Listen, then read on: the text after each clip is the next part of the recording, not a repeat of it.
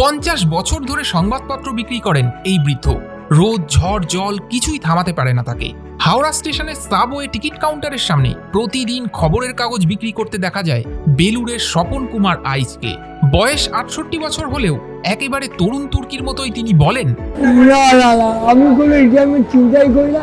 যতদিন পারবো সংবাদপত্র বিক্রি করে যাব, এটা আমার ভালো লাগে।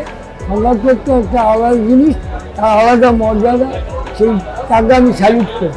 মাত্র 15-16 বছর বয়স থেকেই কাগজ বিক্রি শুরু করেছিলেন স্বপনবাবু, কারণ তখনই তার বাবা রিটায়ার করেন। 6 ভাই বোনের সংসারে অভাব ছিল নিত্যসঙ্গী, তাই অল্প বয়সেই সংসারের দায়িত্ব কাঁধে তুলে নিতে হয়। খবরের কাগজ বিক্রি করতে করতেই গ্র্যাজুয়েশন করেছেন।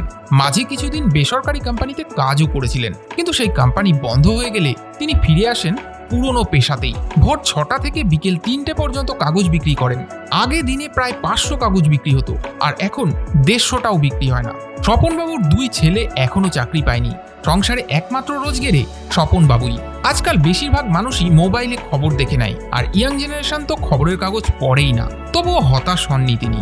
সকাল হলেই একরাশ আশা নিয়ে চলে আসেন। স্বপনবাবুর দৃঢ় বিশ্বাস মানুষ একদিন আবার সংবাদপত্রে ফিরবে।